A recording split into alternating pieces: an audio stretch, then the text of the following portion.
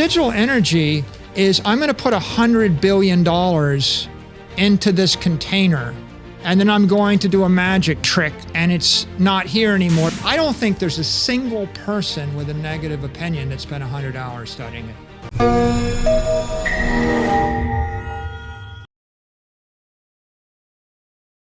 I believe Bitcoin is digital energy. It is pure energy, right? It's not digital gold that's put $1 billion of money in a vault and let it sit there for a decade and you can't do anything with it.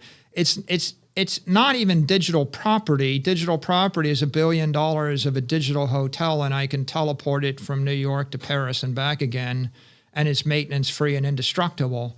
It's better than that. It's digital energy because I can decompose the hotel to room minutes. And I can decompose and recompose this pure energy hotel and rent it out at the speed of light and program it with 1 million transactions a second. You never saw a hotel get programmed with 1 billion parts, 1 million transactions a second. It's literally like a swirling energy mass. When you understand that, then you see it hasn't eliminated capitalism.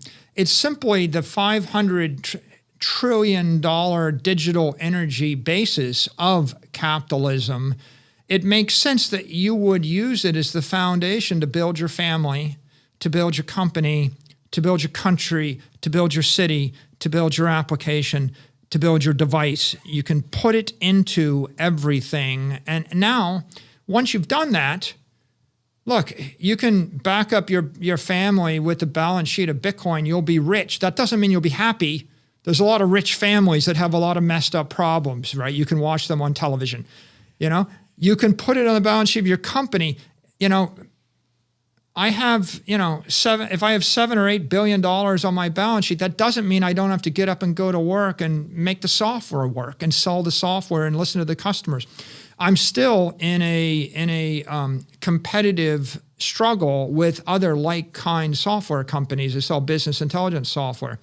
And the same is true with your city, right? It's half the solution. The other half of the solution is you need rational policies at the municipal level, the state level, and the government level.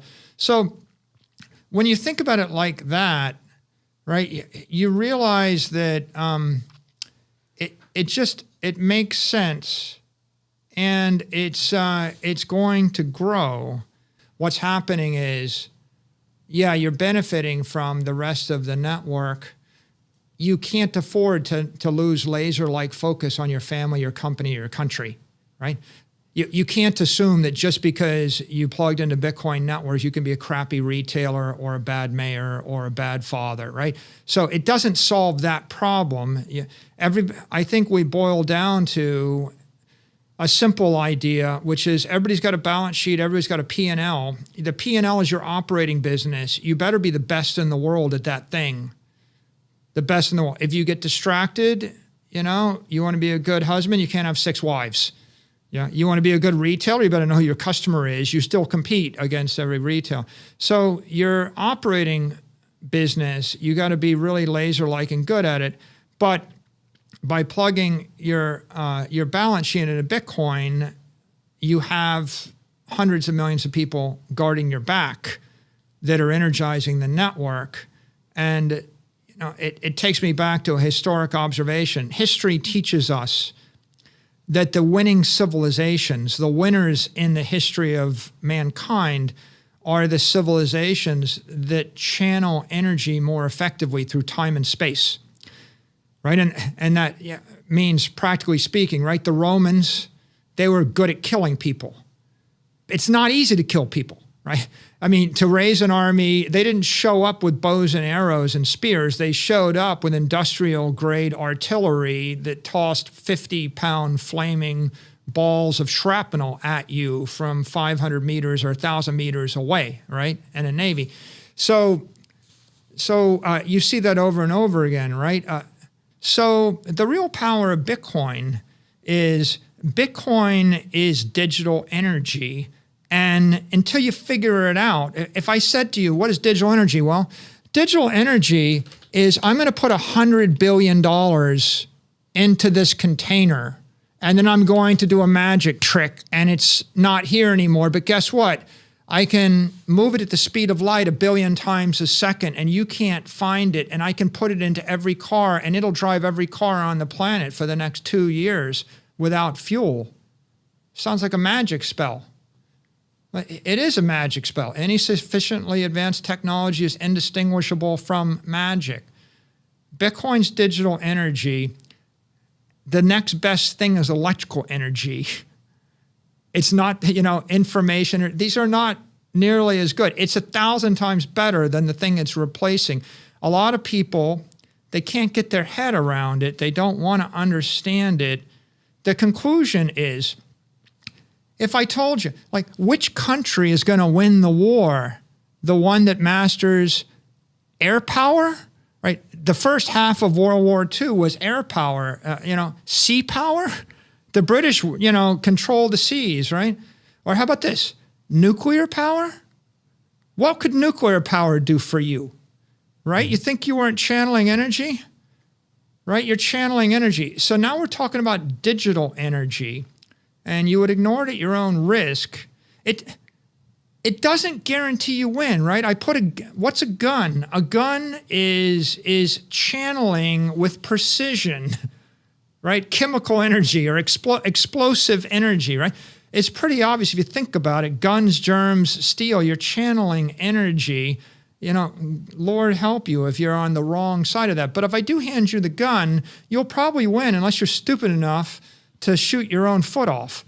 And there are examples of people that shoot their own foot off in the history of war and the history of civilization. But ultimately, what history's telling us is the team that is most coordinated, that channels energy, always wins. And Bitcoin's a good bet just because it's digital energy, and the advantage you have versus using metallic energy in the form of gold or using political energy in the form of fiat paper is so much greater that the deck is just stacked against everybody else. Now the question is just who's going to jump on it and how fast. Which politician, which big tech company, right? If Apple gets on Bitcoin, they generate $1 trillion of additional market cap just on the balance sheet maneuver. That's the first trillion. If they build it into an iPhone, you make another trillion. If you're smart, you have a $10 trillion asset in your cloud and you become a $10 trillion bank. If they do it, or they don't do it, right? The world's full of examples of empires topple because they did not embrace a new technology.